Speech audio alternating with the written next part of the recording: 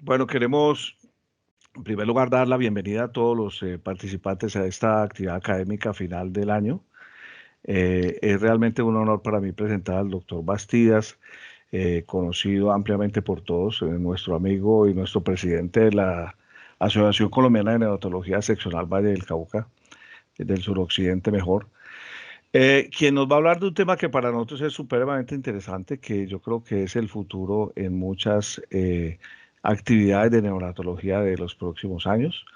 En la medida que los dispositivos electrónicos mejoran, los ecógrafos mejoran el entrenamiento de los neonatólogos y todos los que trabajamos en las unidades de recién nacidos sea mayor, yo creo que el ultrasonido va a coger mayor valor y va a ser una herramienta de manejo de los pacientes. Muy importante. El doctor Bastidas, por lo tanto, nos va a hablar un poco sobre ultrasonido pulmonar, uno de los de las actividades con ultrasonido que más está trabajando en los últimos años. Ha demostrado en muchas áreas ser inclusive mucho mejor que la radiografía convencional que nosotros utilizamos a diario en las unidades. De tal manera que creo que es un tema de mucha vigencia. Tenemos la presencia de muchos compañeros neonatólogos de diferentes partes del país. Muy interesante, la doctora Margarita Rosa Ángel en Medellín lleva trabajando también en ultrasonido algunos meses, creo que nos puede contar su experiencia y los invitamos pues a que participen muchísimo. Yo creo que este va a ser un tema que vamos a tratar en los próximos eventos que tenga la asociación y que yo creo que todos tenemos que entrenarnos. Y de antemano, y que debe ser lo primero, queremos desearles a todos una feliz Navidad, que el año nuevo sea un año muy próspero, que sea un año de crecimiento personal, familiar y profesional. Bienvenidos entonces, doctor Bastidos, bienvenido también a nuestra última sesión del año. Eh, bueno, muchísimas gracias, Jaime. Listo, entonces vamos a ver la ecografía torácica normal. Eh, Dijimos que la ecografía nos va a servir para hacer el diagnóstico y el seguimiento. La ecografía pulmonar da una imagen real al pie de la cama del paciente. Es más rápida, más barata y evita la exposición a la radiación y se puede repetir varias veces sin riesgo. Es una herramienta útil en el campo del ultrasonido en las unidades neonatales y proporciona una información en algunos casos igual o mejor que la radiografía convencional en diferentes enfermedades pulmonares. Se conocerá qué transductor es el más adecuado, convexo. Entonces, estábamos viendo que son los tres signos, los tipos del transductor convexo, sectorial, y aquí podemos ver cómo son los sitios que uno debe utilizar siempre, examinar los pulmones en L1, L2 y L3. El transductor debe colocarse en forma perpendicular a la pared torácica antes del examen, y es importante siempre estar con una temperatura ideal y miren entonces el paciente en supino, y hay unas zonas que son muy importantes para poder identificar cada uno de los puntos que vamos a revisar y los análisis de las zonas, de la línea frénica, de los espacios intercostales, la zona 3, el paciente donde se pueden mirar puntos muy específicos, y en el paciente en prono para poder evaluar muy bien. Y hay un protocolo que es el protocolo Blue, donde un algoritmo que nos permite entonces identificar muy bien, ir diferenciando para poder llegar a una posibilidad diagnóstica de las diferentes patologías. En la ecografía torácica, el patrón normal, en este caso podemos ver un pulmón normal. Hay una presencia de múltiples líneas A hiperecogénicas, paralelas y equidistantes a la pleura, que son las flechas rojas, y la línea pleural, un poco engrosada con bordes mal delineados, que vemos con la flecha verde. Vamos a encontrar unos signos del pulmón normal. Vamos a analizar cada uno de ellos. El primero es el signo del murciélago o el bat sign, En primer lugar, el transductor debe estar correctamente posicionado con muesca hacia la cabeza del paciente, la flecha verde, y observemos una imagen a explorar. Aquí está la cabeza del paciente, una imagen formada en el parénquima que queda entre la sombra de dos costillas adyacentes y la línea pleural llamada el famoso signo del murciélago, que es el que nosotros vemos en el signo del murciélago, y podemos ver cómo las flechas verdes muestran las alas producidas por el efecto ecográfico de las costillas. La otra muy importante es determinar la línea pleural. En un pulmón sano, el aire bloquea el paso de las ondas ecográficas.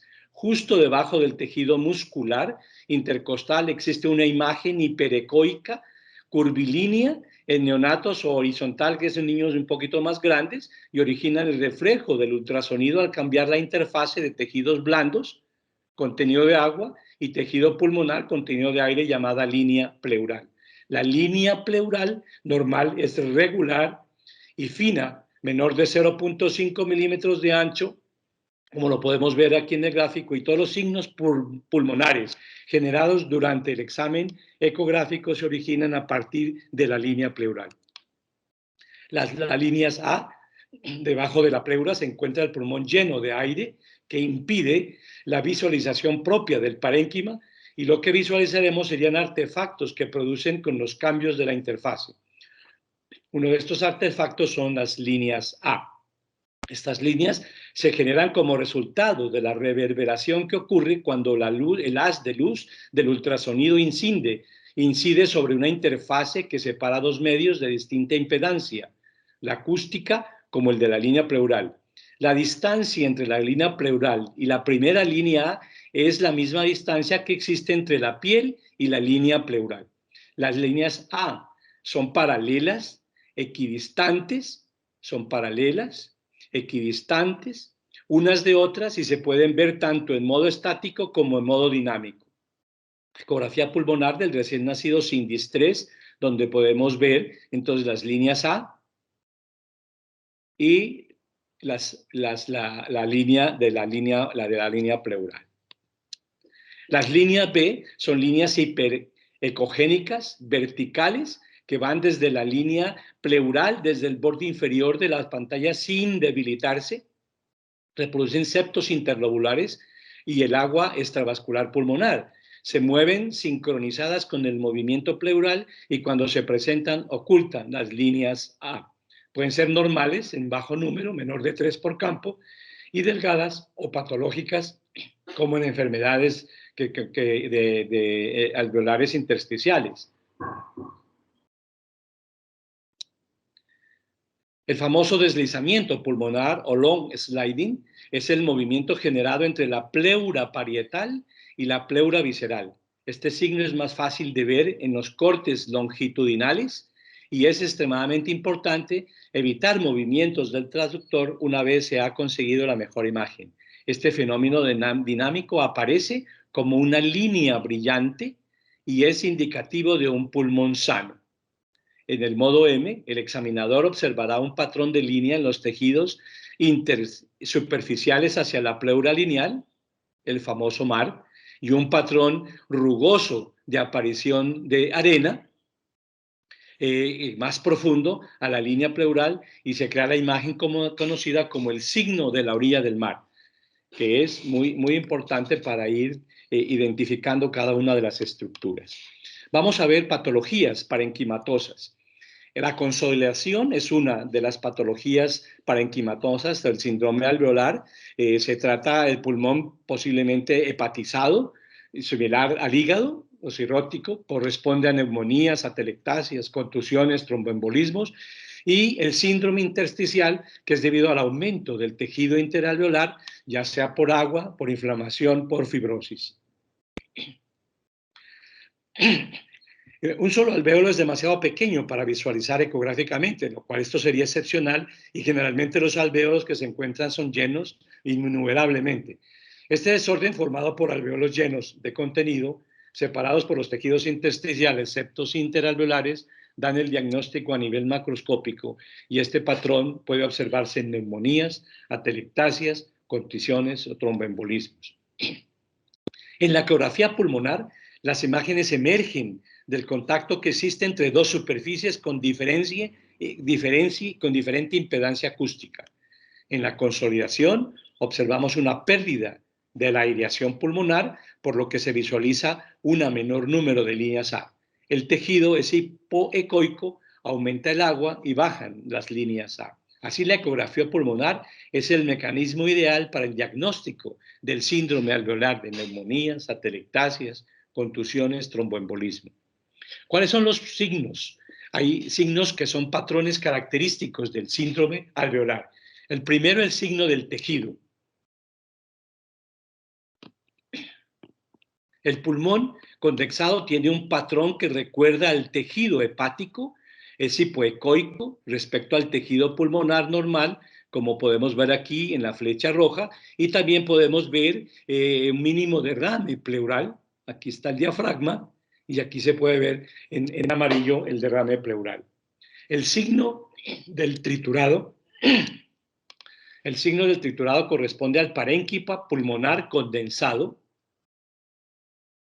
que aparece como rotura en la línea pleural con un tejido hipoecoico dentro del cual podemos encontrar artefactos puntiformes o lineales que corresponden a broncogramas.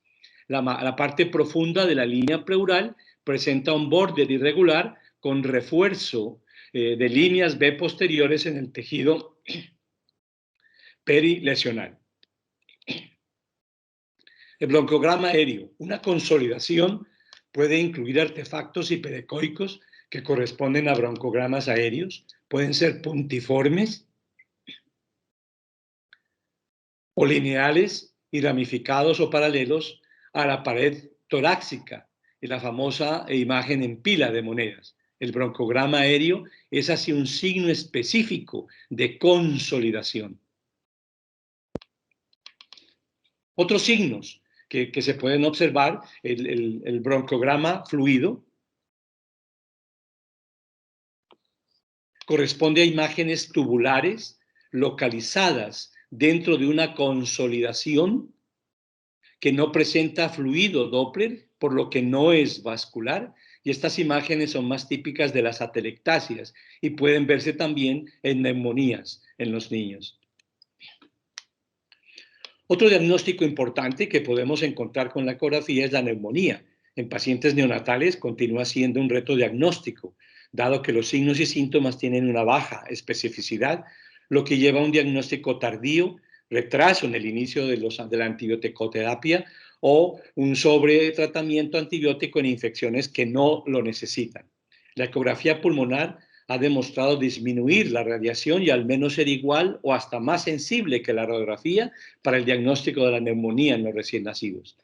La ventaja de la ecografía pulmonar respecto a la radiografía de tórax es que permite un diagnóstico precoz, dado que los alvéolos llenan de líquido, separados por un tejido intersticial que tienen un patrón similar.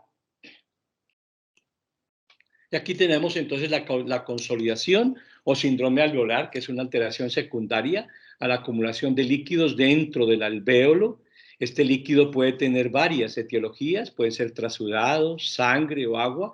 La causa más frecuente es una alteración a neumonía, que consiste en una inflamación pulmonar secundaria a todo el proceso bacteriano o vírico. Y se puede ver entonces el famoso signo del triturado, que se ven aquí en las flechas verdes, con ruptura de la línea pleural.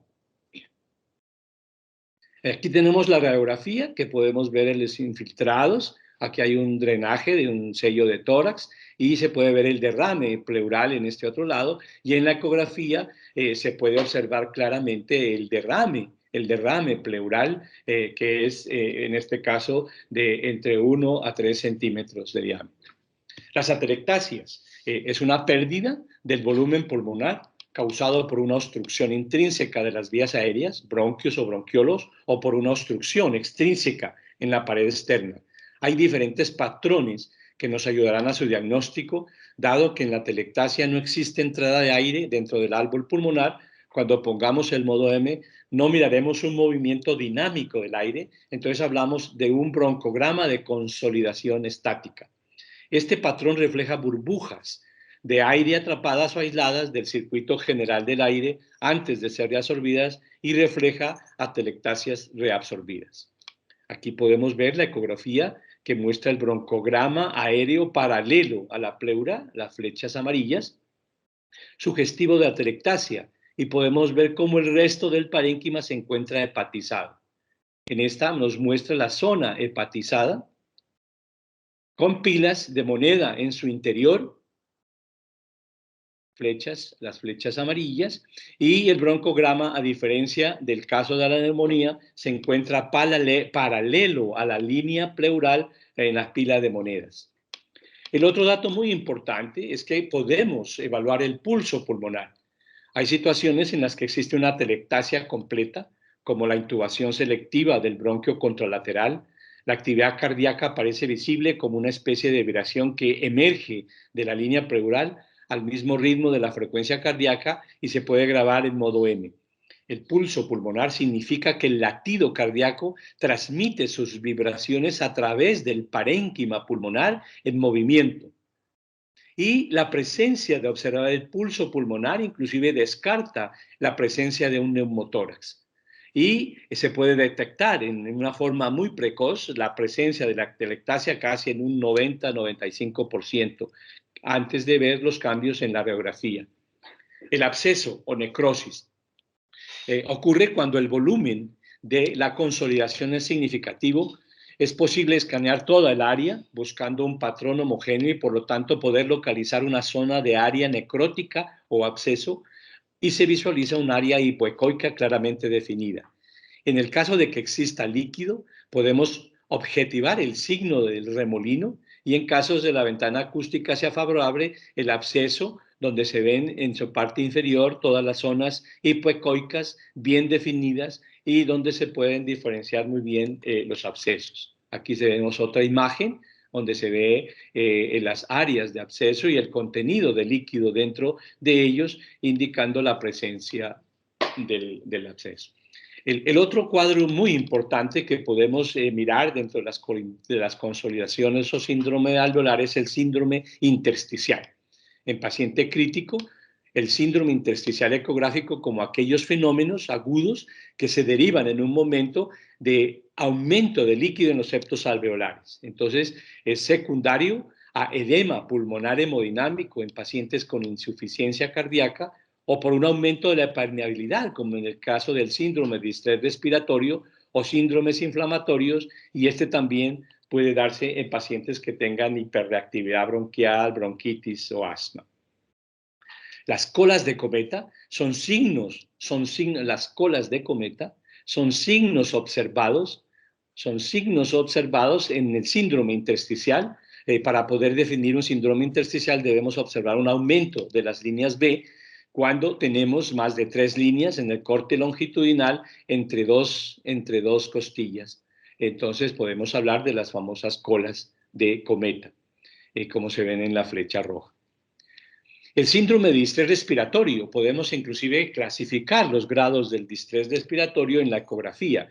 En el grado 1, las presencias de líneas A caracterizan la correcta aireación del pulmón, ¿cierto? Sin líneas B. El grado 2, la presencia de múltiples líneas B separadas que corresponden a una disminución moderada de la aireación pulmonar y con zonas muy bien delimitadas con líneas A que son bien visibles todavía. En el grado 3, las líneas B coalescentes de menos de 3 milímetros corresponden a una disminución más severa en la aireación pulmonar resultante del llenado parcial de los espacios alveolares y podemos ver las flechas de las líneas B coalescentes y que borran las líneas A. Y en el grado 4, la presencia de consolidación pulmonar con puntos de líneas reforzadas, broncograma, indica broncogramas dinámicos que corresponden a la pérdida completa de la aireación alveolar, y en aquellos pacientes que indican, y ante todo en aquellos que son más distales, donde podemos observar definitivamente estas áreas de zonas confluentes. El otro diagnóstico muy importante es que el edema pulmonar en pacientes con cardiopatías o fallas cardíacas, correlacionar con el hiperflujo pulmonar mediante la ecografía cardíaca y una mejor sensibilidad que la radiografía de tórax. Para realizar esta valoración vamos a dividir cada uno de los campos pulmonares en tres zonas: anterior, medial y posterior, y en cada uno de ellos podemos clasificar según la cantidad de líneas B y estratificar realizando un score. El edema pulmonar, entonces aquí vemos la radiografía y aquí vemos la ecografía pulmonar del paciente, que nos muestra las líneas A, que es el signo del edema pulmonar. Y en esta otra radiografía de otro paciente también, en la ecografía, podemos observar los puntos con más de 3 líneas B en el hemicampo, donde vemos entonces la presencia de el líquido, y nos podemos ver áreas que pueden estar más coalescentes y identificar muy bien. Patología pleural. La patología pleural, del derrame pleural, es acumulación de líquido en el espacio pleural comprendido entre el pulmón y la pared torácica. En este tema es muy importante, pues podemos hablar entonces a evaluar el volumen y la naturaleza del derrame pleural, localizar dónde está el punto y muy posiblemente poder realizar inclusive procedimientos de drenaje. Te dice que en una radiografía de tórax, para verlo se necesitan cerca de 200 milímetros, mientras que con la ecografía, con 10 centímetros de líquido ya podemos observar el derrame, y ya sabemos que tiende a acumularse en áreas declives, por lo tanto la posición o el movimiento del paciente y ver los cambios es muy importante para poder evaluar. Entonces, en los recién nacidos, la imagen de derrame en la base pulmonar derecha, vemos zona hiperecoica correspondiente al edema. Aquí en el ángulo vemos el ángulo costofrénico, la zona del pulmón atelectásica, que es esta, como que si estuviera nadando dentro de ese líquido que está en la pleura, y aquí tenemos el diafragma. Y inclusive uno puede clasificar, dependiendo del índice, cuál es el tamaño. Y podemos ver imágenes muy importantes que las podemos ver en esta imagen 1, el lóbulo pulmonar, la flecha roja, está rodeada completamente de líquido anecoico, compatible con un transudado. En la imagen B es muy importante, vemos el derrame pleural con tabiques en su interior. Y en la imagen 3 vemos pacientes aquí con el derrame, pero vemos unas imágenes con ecogenicidad muy importante, que nos van a poder identificar entonces el grado del derrame pleural en simple, cuando es totalmente anecoico, complejo no tabicado. Ya vimos cuando el derrame se clasifica, ¿es cierto?, en todo el seno y generalmente puntiforme. Ecogénico, complejo tabicado, vemos aquí las imágenes con los tabiques, y esta que mirábamos que es importante, la apariencia de ecogenicidad aumentada homogéneamente, corresponde con la presencia de tejido desvitalizado, ¿cierto?, o ya sea por presencia de fibrina o de sangre, que es muy importante para el diagnóstico.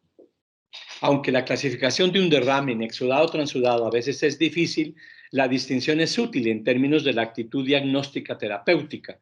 Las características del derrame en la ecografía pueden ayudar a diferenciar el uno del otro.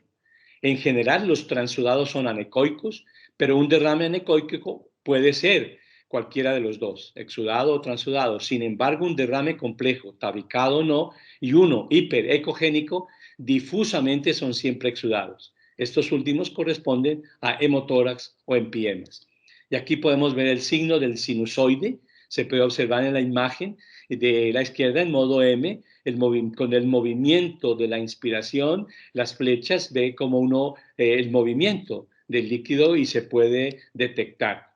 O podemos ver cuando los lóbulos pulmonares, el signo de la medusa, cuando los lóbulos pulmonares se encuentran comprimidos por el derrame pleural, se genera el signo de la medusa, dado que la parte del pulmón se encuentra flotando, rodeada de la presencia de líquido. Aquí vemos entonces el diafragma y aquí está el hígado. El signo de la cortina, habíamos, es el signo, el que el movimiento del pulmón ha creado sobre el derrame. Aquí está el líquido sobre el derrame y entonces nos presenta estas imágenes ante todo visualizadas durante la inspiración. La punción ecoguiada de los derrames pleurales permite evitar la punción de órganos vitales como el propio pulmón, el hígado o el vaso, o drenar en la zona de máxima acumulación de líquido. Por eso es muy importante en la ecografía poder demostrar el dónde y la cantidad del derrame pleural para hacer una punción exacta. La presencia del aire o neumotórax en el espacio virtual interpleural entre la pleura biselar y la parietal origina un colapso pulmonar de mayor o menor magnitud con su correspondiente repercusión en la mecánica respiratoria y a la hemodinámica del paciente. Ocurre en un 6% de los pacientes ingresados a cuidados intensivos y requiere un diagnóstico inmediato. La ecografía pulmonar permite el diagnóstico al pie del paciente, al pie de la cama del paciente. Hay diferentes técnicas, dependiendo de las leyes de la física. El aire tiene la tendencia a situarse en el ápex, en los pacientes en bipedestación, en la parte anterior del tórax, si el paciente se encuentra en supino, y así podemos ver en las siguientes imágenes, en caso de que poder documentar un neumotórax en los pacientes del recién nacido. Aquí vemos una presencia de un neumotórax, el TAC, ¿cierto? Y con la ecografía podemos entonces saber muy bien, con el transductor en posición longitudinal, es muy importante. En una situación de reanimación cardiopulmonar es aconsejable la colocación del transductor en posición transversal, entonces puede ser en las dos posiciones, ya que permitirá facilitar la visualización del pulmón en un solo plano. Y podemos observar entonces algunos signos característicos, por ejemplo, la evolución de long sliding, que es la pérdida del signo de la orilla del mar y que se encuentra en algunas patologías como el neumotórax, muy importante. Podemos observar entonces los cambios del patrón también en el modo M. Y algo muy importante, el signo de la línea A, que es, podemos ver solamente una línea, la característica imagen, al contrario de la imagen de la izquierda, en este caso, la presencia de las líneas B nos permiten descartar un neumotórax. Por lo tanto, hay una ausencia del signo de la línea A. ¿Cuáles son los signos característicos del neumotórax? El signo de la punta del pulmón. En la parte izquierda podemos ver la sonda y el corte sagital en tiempo real y en modo M generan entonces las imágenes que nos pueden demostrar la presencia del neumotórax. Y en aquellos casos en que solo visualicemos el neumotórax en un corte anterior y no en el sagital, podemos considerar que el neumotórax es mínimo, pero siempre se debe tener en consideración de la situación clínica del paciente para definir o no si tenemos que realizar algún tipo de procedimiento. La ecografía torácica nos puede ver la motilidad diafragmática, es muy importante, entonces evaluar que con nosotros proveer cuáles son las diferentes alteraciones que se pueden dar, alteraciones del sistema nervioso central, lesiones de la médula cervical, lesiones del nervio frénico y alteraciones musculodiafragmáticas que nos van a permitir entonces hacer una diferenciación muy importante y definir si la alteración de la motilidad diafragmática es parcial, o sea, una parexia, o total, parálisis. Y podemos ver si se trata de uno o de ambos. Hay una serie de diagnósticos muy importantes, pero se ha encontrado que si tenemos radiografía, fluoroscopia, medidas invasivas, electromiografía, evidentemente la ultrasonografía nos va a permitir hacer un diagnóstico mucho más importante de la motilidad y del diafragma, de la valoración del diafragma, en tanto en el plano subcostal como en los dos planos sagitales, y ver cómo podemos hacer una muy buena evaluación del diafragma y tener una serie de pasos que podemos ir definiendo y haciendo análisis para poder describir si estamos ante la presencia de un diafragma que está parético o está asinético o tiene un movimiento paradójico que es muy importante. En la patología pulmonar también es muy importante porque nos permite hacer un diagnóstico mucho más aproximado, mucho más rápido, una taquipnea transitoria de la membrana hialina o el síndrome de aspiración de meconio. Podemos evaluar muy bien el timo, que aparece con una imagen localizada en la zona paraesternal izquierda, se identifica por un borde regular sin signos del triturado y permite diferenciarlo de un patrón paraesternal alveolar. No observamos líneas B a su alrededor ni tampoco línea pleural.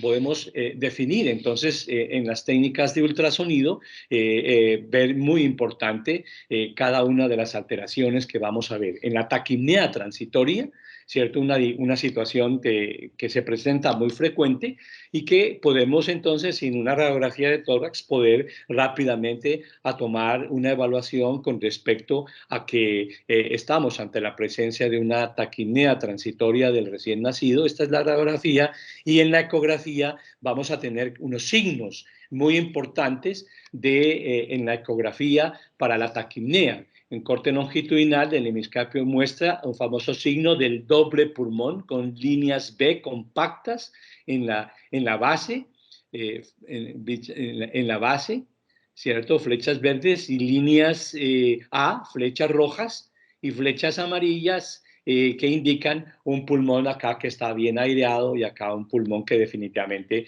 no está muy bien ventilado.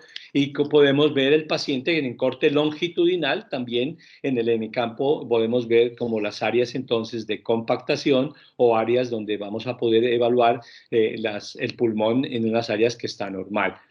Entonces, en el síndrome de dificultad respiratoria, en la membrana de la hialidad, vamos a ver entonces una alteración, donde se pierden completamente como las estructuras.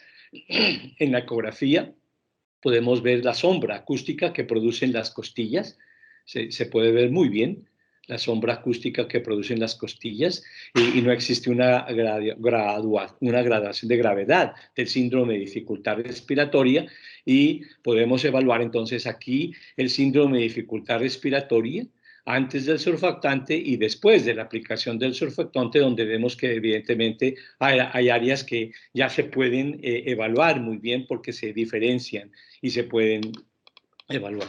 En el síndrome de aspiración de meconio, una inhalación de líquido amniótico tenido de meconio, y tenemos que es muy importante evaluar también en la aspiración meconial. Ya vemos que pueden verse gráficas muy importantes, a veces en la radiografía de tórax vemos áreas de atrapamiento, áreas de consolidaciones, pero en la ecografía vamos a mostrar específicamente estas áreas de condensaciones, ¿cierto? O áreas donde hay presencia de líquidos. Y podemos ver entonces un recién nacido que nace por cesárea y otro de parto, y vemos cómo en el uno, en los que nacen por parto, se ven muy bien las diferenciaciones, y en los que nacen por cesárea sin trabajo de parto, pues la presencia del líquido y la taquipnea transitoria. La ecografía torácica, para hacer una intubación ecoguiada, es muy importante porque nos va a permitir entonces ver un adecuado, hacer una correcta intubación adecuada en nuestros pacientes. Hoy en día, a veces una radiografía pues es el gol estándar para confirmar la posición del tubo, pero a veces el tiempo es mucho, y con una ecografía posiblemente vamos a poder evaluar en una forma mucho más rápida la posición y la valoración del tubo endotraqueal, y hay acá muchos más trabajos donde nos demuestran que hay una muy buena sensibilidad y especificidad para poder mirar si hay una intubación adecuada. Se realizan dos tipos de corte: ecografía torácica en base pulmonar bilateral para valorar movimientos de ambos semidiafragmas, y corte en el plano transversal superior e inferior, y el tipo de sonda para poder hacer una adecuada evaluación del tubo endotraqueal. Sabemos muy bien por la presencia del long Steinen bilateral, la ausencia del long indica en ambas no se encuentran juntas, por consiguiente hablan de neumotórax, la ausencia unilateral, ¿cierto?, de intubación adecuada, o en caso donde no visualicemos, posiblemente es que estamos con la intubación hacia el esófago. En el plano longitudinal, la imagen que obtenemos, si el tubo se encuentra dentro de la tráquea, es la de un doble contorno producido por la interfaz entre el aire y el tubo, y es una técnica que nos permite una correcta visualización. Y aquí tenemos entonces el tubo a través de las cuerdas vocales. Aquí tenemos bien la flecha azul, el cartílago cricoides, ¿cierto? Y en la famosa imagen cola de cometa, la línea roja, y no se observa tubo en la zona del esófago. Entonces podemos hablar de que hay una intubación adecuada. Podemos ver también el signo del doble carril, imagen esta, 7A, atravesando la membrana cricotiroidea, y donde se pasan algunos anillos de la tráquea, indicando que ya hemos realizado la intubación. O la sombra acústica posterior en el plano longitudinal, donde vemos que hay definitivamente la evaluación de la intubación ecoguiada. Aquí podemos ver entonces mejor las imágenes de las cuerdas, ¿cierto?, de las cuerdas vocales, de los cartílagos, y vemos muy bien toda la zona que podemos evaluar. En el corte inferior, transversal inferior, vemos muy bien también las arterias carotidias. En este tramo vemos bien la tráquea y el esófago, y en el longitudinal de la laringe podemos evaluar muy bien el cartílago tiroides, que se ve en color verde, el cricoides, que es el azul, y el naranja, la interfase, tejido aire por debajo de los artefactos. Es muy importante, entonces, en los recién nacidos prematuros, evaluar la posición del tubo. Sabemos muy bien que es importante evaluar para comprobar que no estemos en intubación selectiva y que tenemos entonces una ventilación que es adecuada, y esta sería la posición del tubo endotraqueal en prematuros extremos, donde podemos evaluar muy bien que hay una posición que es correcta, adecuada, y que nos evita ver. Y aquí tenemos entonces cuáles son las ecografías en la torácica neonatal normal, en el pulmón normal, las líneas A, las líneas B, el long sliding, y en modo M el signo de la playa. En las patologías del parénquima, de afectación principal alveolar o de intersticial, con los diferentes signos ecográficos. En patologías diafragmáticas, parexia diafragmática, parálisis diafragmática, movimiento paradójico, patología pleural, con los signos ecográficos muy importantes, sinusoide de medusa, de plancton, o los signos de presencia de aire en espacio pleural de motoras, abolición del long sliding, el punto del pulmón en modo M, y signos ecográficos en el neonato crítico que nos van a poder identificar muy bien si estamos o no ante la presencia de una adecuada valoración pulmonar. Muchísimas gracias.